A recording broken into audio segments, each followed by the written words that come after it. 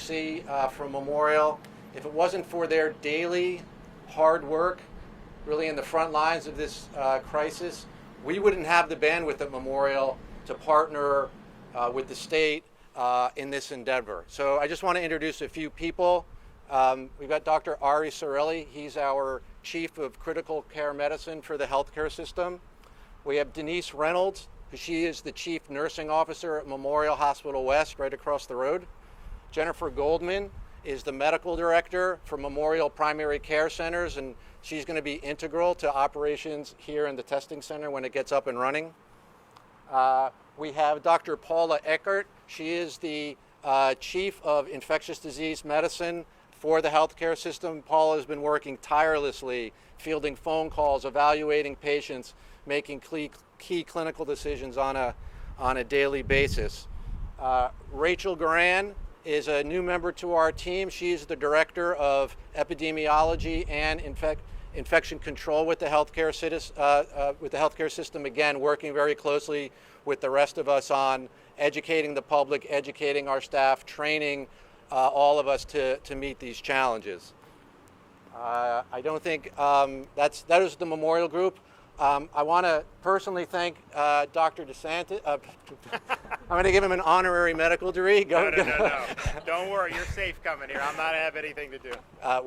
Thank Governor DeSantis. It's really this vision, forward-thinking leadership, and really the ability to get his team and the Guard mobilized quickly to meet this challenge. And I really can't thank you enough, sir.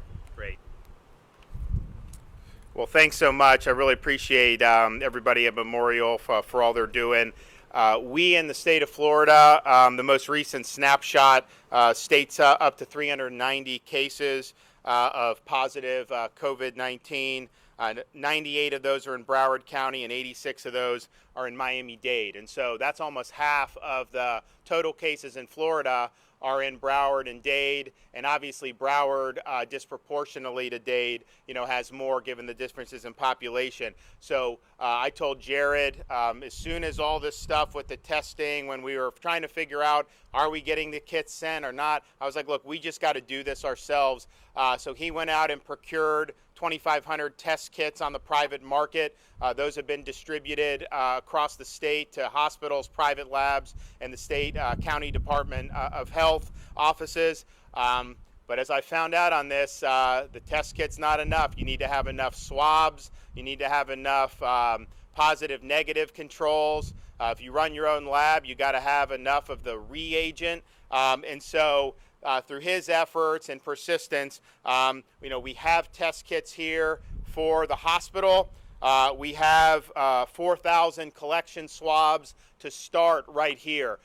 So that's quite a bit of samples that they'll be able to collect here and then send off. I think initially, it's important that people understand and are able to temper their expectations. We're right now living through the biggest crunch in demand for various medical supplies that we've ever seen in our country's history. I came in, I saw the folks in these N95 masks. I'm having dreams about N95 masks because it's like that's all people are talking about. They're talking about these swabs. Everybody really in the world is trying to procure this stuff. We are getting more in, and we're hopeful that we can get even more in at higher levels in the near future. But that's just the reality we have. And so what you're going to end up seeing here is initially when you come and get swabbed, they're going to save the samples, and then they're going to ship it to a private lab. And the lab's going to test it. It's not going to be done overnight. There's a national backlog. We think they're going to move to more higher throughput testing, so that potentially could speed it back up. But I just want people to understand the lay of the land here and the options. I think the great thing about the Memorial partnership is that they have their own CLIA certified lab. They're working on getting that ready. And so as this program gets going over the next couple days, hopefully what will end up happening is the people that get swabbed here, they'll just take the swabs, bring it right over to their lab at the hospital. run all the samples through. They'll probably be able to do several hundred a day, and then get people the results back quicker. Because I know people get tested and then they're waiting for the results. It's a very frustrating thing. When we first started this, we had to send everything to the Center for Disease Control in Atlanta, and it was taking a week to get the test results back. And people were understandably very frustrated about that. So this is a first step, and we just want people to understand expectations. The goal is that if this is successful, you can expand and then replicate this in other parts of the state. We right now have, the federal government has airdropped or delivered a full testing center supplies to Jacksonville, and they've done partial for Miami-Dade and Orlando. And so once we get those, that'll be the swabs, that'll be everything you need. You know, we're going to be looked to doing something in Miami-Dade County as well as Duval and Orange counties, and that obviously will be very helpful. It's important for folks to know that because the resources are still limited, this initially is going to focus on two main groups of people. Those who are healthcare workers, because if they test positive, then that could potentially sideline a lot of the people that they're working with. And so that's something that we're very, very concerned about. We want to make sure that they can get tested immediately. And then the other group that is going to be the focus will be those senior citizens, 65 and over, who are symptomatic of having coronavirus. So you need to bring your ID, and the people who will meet the test, the conditions are if you're 65 or older, if you're symptomatic, if you've been on a cruise or affected area, if you're immunocompromised. That's the group that's going to be the focus on to start. So just understand that. I do not want to have someone wait in line for 3 hours and just to figure out that they're 40 years old, and that's not where we're going on this yet. Now, my hope is as we get more supplies, we'll be able to expand the ranges for this drive-through testing, because I think one of the big issues that we're facing is we have a number of people who are probably very mildly symptomatic. Some hardly have any symptoms. In what extent are they carrying the virus and then transmitting the virus? And the only way to do that is to really cast a broader net on the testing. So that's the goal of where we'd like to be, as soon as possible. That's why we're ordering 500,000 swabs. That's why we're asking HHS to deliver us more swabs. That's why we're doing all this stuff, because we do think it's important. But tomorrow's opening is not going to be there yet. And the goal is to get there. Now, there's logistics about the park. This is drive-through only. It's not going to be able to assist pedestrians or bikers to enter. You just have to be in a vehicle, and just know that going in. There will likely be a line of people to get in, and so you'll be winding around this park. They can go through each car, I think, in about 8 minutes is what you guys said? Yeah. So about 8 minutes. So that's very quick and good, but this, you back that up with and they have multiple lanes, but when you back that up, that is just going to take some time, so people should just be aware with that. But once you arrive to the testing area, a medic wearing a Tyvek suit will collect a sample with the swab of the nostril. Another service member will be responsible for scribbing the information from the patient's placard to the biohazard bag, and another will be responsible for collecting the sample and placing it in the bag. So that's the process that they're going to go through. They'll refrigerate the sample, and as I said initially, they're going to send it to a vendor because they have the testing capacity. Once the lab here locally is up and running, then they're going to hopefully just be able to send it through there on the same day. But we're not there yet on this. So I want to thank everyone who's been a part of this. I want to thank the Guard. If this is something that is successful, it not only will help the folks here in Broward County, it could help folks all over the state as this is replicated. People have tried to do this throughout the country. It hasn't always worked. And so I think that they've done a good job of having a good system and then setting the expectation so people know this is one part of it. We still got more to go, but we definitely are looking for those groups of individuals who are either healthcare workers or people who are 65 and plus and are symptomatic. So that's what we hope to accomplish, and I'm really happy that that this was stood up. I mean, from the time I asked Jared and the Guard to do it, they've been able to put this together in relatively short order, and this is not an easy thing to do. So hats off to them for their service. Thank the medical professionals here at Memorial for what they're doing, and we're all in this together. Broward County right now in Florida is the epicenter of what we're seeing, so we need to be here for our friends in Broward and turn the tide on this thing. Once we get more data with all the testing and we can expand that, that's going to help, I think, people make better policy decisions about what we're doing in terms of closing this, closing that. Right now, people are kind of flying blind because there haven't been enough tests done. We're going to try to change that, and I think that that will make the fight against COVID-19 much more effective. I think it'll it'll help people in terms of public health, but I also think it'll help the broader society get back on its feet as we defeat this and move past. I want to let Jared say a few things as our emergency management director, since he was really instrumental in getting this going. Governor, thank you. It's surreal to be back in my home county setting up a testing facility for a virus, but that's where we find ourselves. Through the governor's direction, we have been working day and night at the EOC at a level 1, trying to acquire as many of the commodities that we have all been reading about and making ourselves experts on N95 masks and the like. So we have requested with the federal government for ventilators and hospital beds and coveralls and gowns and gloves, collection swabs. But we are also going out on the private market to trying to acquire all of those different things on our own. And so we currently have procured 1,500 ventilators. We are waiting for deliveries. We're getting deliveries every single solitary week on the ventilators.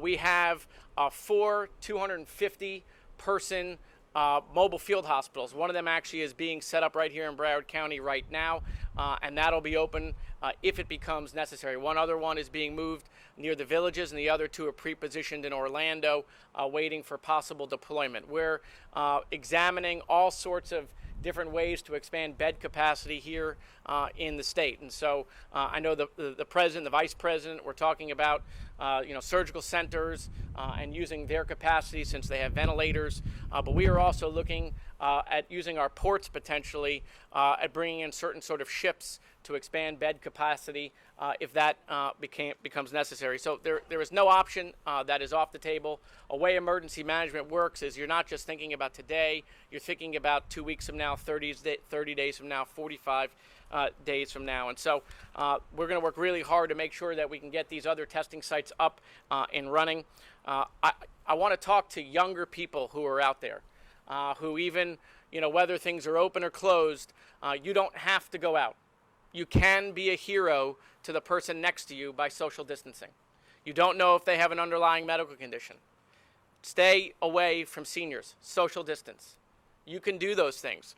This virus doesn't care who you are. It doesn't care if you're rich, you're poor, your color, your nationality, your religion, your political affiliation. But we do know that social distancing works. And so we ask that you do that. We ask that you be a hero. There will be another spring break when this is over. The beach will be there. But it is important to do that. Call your neighbors. If you know you have seniors that live down the block from you, call them. See how they're feeling. See if they need supplies. These are things that you can do as the younger generation to help older people that came before you. And so, we ask that, now is the time for everyone to help themselves, help each other. I want to thank Governor DeSantis for the leadership that he's providing to the state, because we're all in this together. Governor, thank you. So we'll be making another announcement in the morning.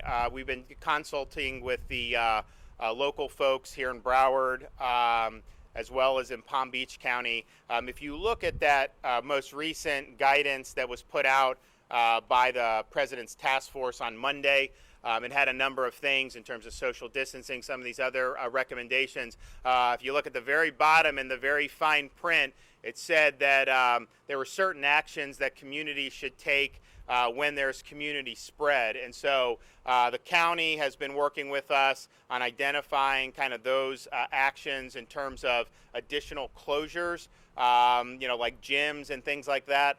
So we're going to be working on that order tonight, but I've agreed to do it for Broward and Palm Beach counties. And it'll be similar to, I think, what's been done in Miami-Dade County. And again, that's based off the recommendations of the local officials, but also the CDC recommendations that when you do have community spread, then there's additional items that should be on the list. So that will apply. Dade has already done it. It will apply to Broward and Palm Beach. And if you look at the cases in Florida, it's a clear majority of cases are in those 3 counties. We have many counties that still don't have a single case, and we have even some large counties that are still in single digits. Now that may change as the testing expands, but nevertheless, I think Southeast Florida is the epicenter of what we're fighting in Florida, and so we want to work constructively with the local folks, and if that's something that's going to be beneficial and the CDC recommends it, then we're happy to help with that. And with that, I'll take a question or two, but I got to get back and run. About a week to get results. Yeah. Yep. Florida one of those? Is that what you just described over Jacksonville? Yeah, exactly. So what it is we provide the personnel, but they will provide, theoretically, I hope it's true, all the stuff you need. So the swabs, the PPE that people wear, to be able to run these sites. Jared is also working with some private vendors who may also be able to fill the void, because I think it's great to have Miami Center, Jacksonville, Orlando, but I'd like to see a lot more pop up around the state. Now we do have some private ones that have popped up. Some have been successful, some not as successful, but I think having this would be good. I'm willing to put more National Guard folks into the fight for those things. And then Jared has also procured a number of medical personnel, nurses and the like, a contract for their services. So we'll be able to bring in additional healthcare professionals as well to help staff that. And I think if the private lab capacity really goes up exponentially like we think is going to happen, or we're told is going to happen at the end of this week into the beginning of next, and as more of the Florida-based labs are able to process, even if they can only do 100 samples a day, we got probably 50 of them that if they're able to do that adds your numbers. Then you're in a situation where you're really testing enough to have a good idea exactly how this virus is reacting in the state of Florida. Governor, some of the casinos remain open.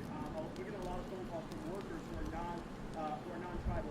What do you have to say to them who are concerned about going into the casinos and then returning back home to their families? Well, so I spoke with the chairman of the tribe this morning, and as you know, they're sovereign. They don't have to follow what the state of Florida decrees, but they did implement my directions regarding bars and restaurants voluntarily, and they've implemented a number of far-reaching social distancing measures for some of their other operations. They conveyed to me that the safety of their workforce is paramount to them, and that they will only operate if they can do so safely. And so that's I take them at their word on that. But obviously, we want folks to heed the call with the social distancing. I think that's one of the most important things. And this is a virus that is it is invisible, it's contagious. But if you're 10 feet away from somebody, and you're protecting yourself, you're going to be fine. If you get in a group of people that are close by, then it becomes much more difficult to be able to guard against it. And so a lot of that is voluntary guidance and decisions that some of these decisions by the governments can kind of inform. But ultimately, I think it's up to people to make those key decisions so that a couple weeks from now, we can say that this thing hasn't taken off like we feared, and then we can really, I think, hopefully get things going in a better direction in terms of the economy. Let me just say this, too, about the economy.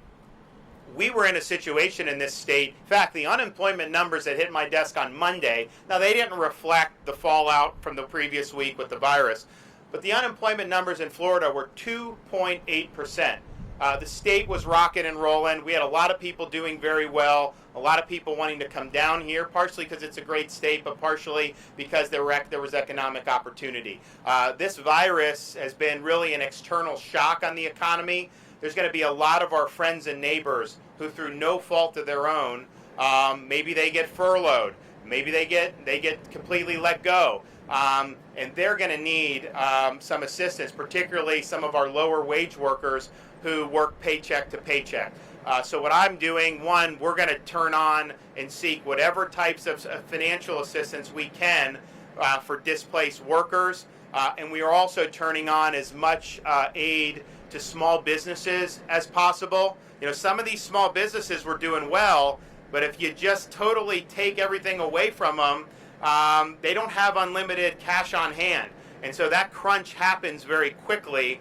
And I think it's a shame if we have our friends and neighbors go out of business through no fault of their own. So if we can provide some additional liquidity through some of our programs, some of the federal programs, you know, that could make a huge difference, and that could allow us to bounce back quicker economically. Jared and I are going to be seeking the disaster unemployment assistance through FEMA, which is beneficial. And then I've instructed my folks at the Department of Economic Opportunity to cut through all the red tape, waive any restrictions about you got to apply for this many jobs. Normally those are good because you want people to seek work first, but in this case with the shock to the system, you know, we want to be there and be helpful to those individuals. And so I've told them to do all they can in that respect, and that's going to be important because if we're able to slow the virus's spread here in Florida, and we can minimize some of the economic harm in the meantime, it will make it easier for us to roar back. I think the fundamentals were great for this state, and I think they can still be, but we can't have people just totally thrown out with nowhere to go, and so that's going to be a big concern of mine. I want to thank the Congress, Senator Rubio and some of his colleagues for working hard on a relief package. And I also want to thank a lot of our private businesses here who are putting in money for different types of community endeavors, you know, to help some of the folks who are going to be dislocated or have been dislocated by this. You know, we, because of our status as a place where people would go to Disney or go to all these places, you know, a lot of that is closed now. And so it's going to really, really hit a lot of folks very hard. And, we've got to keep them in our thoughts and prayers. Governor, 4,000 swabs, does that mean 4,000 people? And also, who will be manning the hospital in Fort Lauderdale should you open up? I'll let Jared ask the second. So yes, if you take, you guys can correct me, but if you take the swabs accurately and there's no contamination, that would be 4,000 different tests, correct? Yes. It's interesting, when they used to do it, they would make you run the different samples, except now you can combine them in one. I know more about this testing in the last 3-4 weeks than I ever thought I would ever know. So that's the goal. We want to get more swabs down here. If we could get even half of what we've ordered delivered to Florida, we really could rock and roll, because we could have tens of thousands in South Florida, and we could do 10,000 in some of these others, work through that, put more into the kitty, and really help us, I think, get a better sense of what's going on here. So, here's one thing I think people should know, and I've talked to Jared about it. Once all this started happening, we declared an emergency pretty early. Jared immediately went out and started to buy all this stuff, or at least order it. But what happened was there are people out there that are like venture capitalists who are just buying this up, and then they turn it around and sell it for a profit on the market. That just has put an additional crunch onto the things that are out there. And so I think you're in a situation where we were told out of the 500,000 that we were going to get 250,000 swabs this week, and I think they've given us like 4,000 or 5,000 of the swabs, and so we're waiting for more. HHS we think is sending swabs. They don't really have good ways to track it, but Jared may end up getting 5,000 more swabs dropped on his doorstep over the next day or two.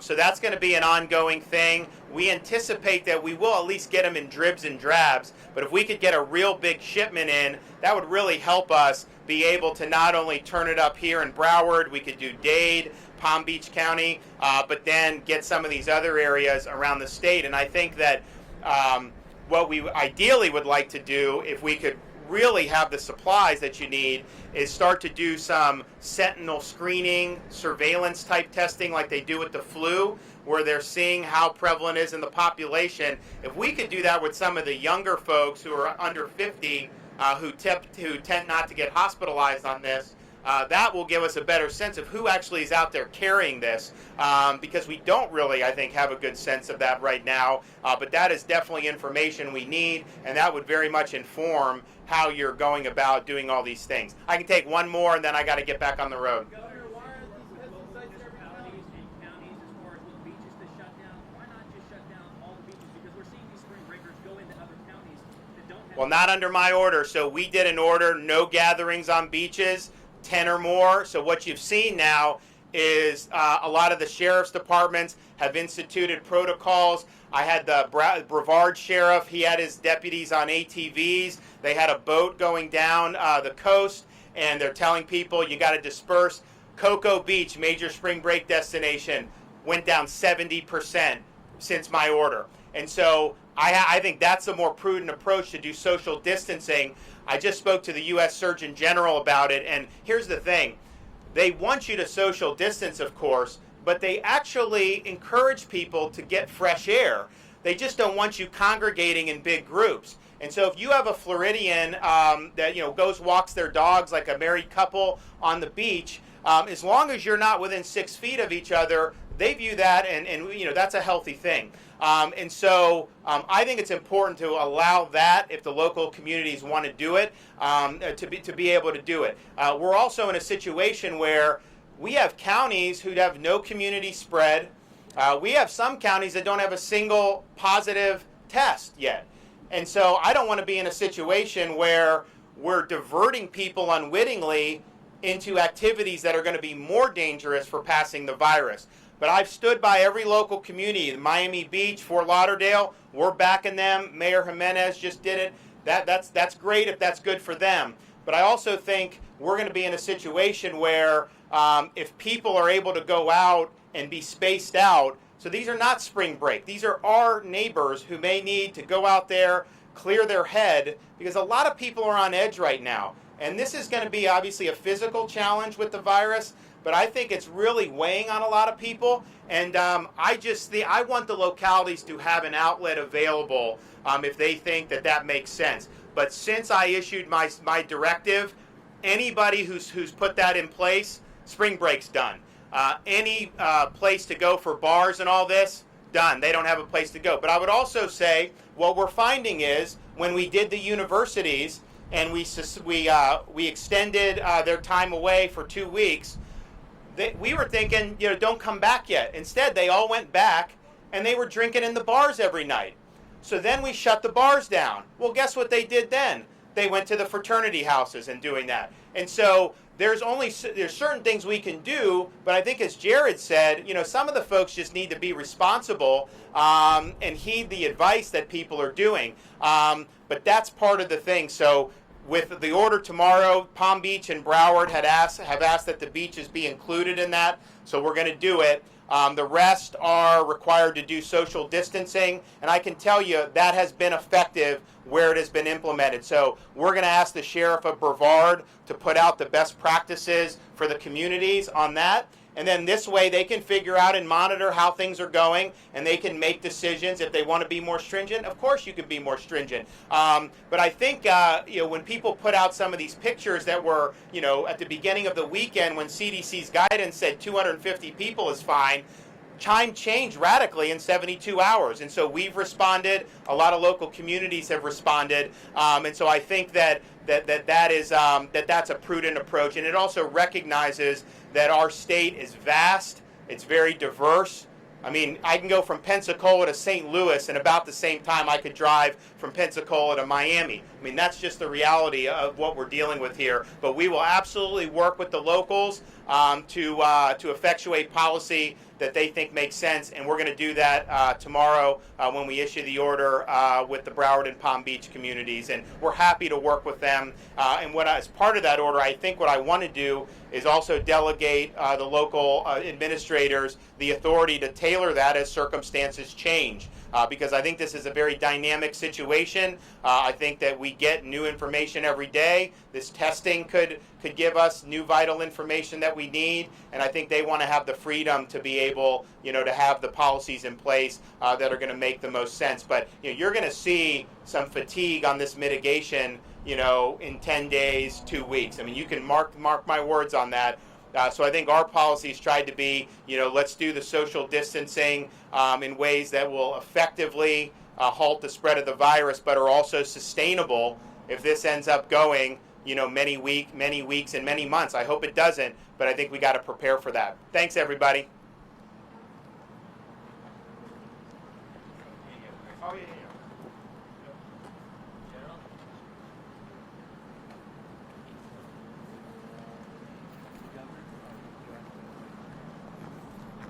Hey, Lord, come with me. Come here. Come on. Come. Guardsman, go. Go. Come.